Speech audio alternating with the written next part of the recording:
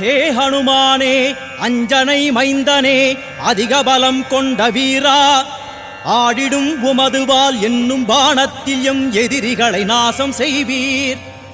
வானரத் தலைவரே, சூரியனை விழுங்கிட வான் நோக்கி பாய்ந்த புயலே, ஆடிடும் உமதுவால் என்னும் பாணத்தில் எம் எதிரிகளை நாசம் செய்வீர்.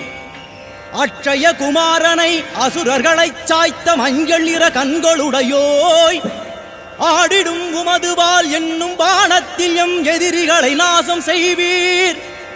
ருத்ராவதாரனே, சம்சார துக்கமெனும் கடலிருந்து கரையேற்றுவோய், ஆடிடும் உமதுவால் என்னும் பாணத்தில் எம் எதிரிகளை நாசம் செய்வீர்.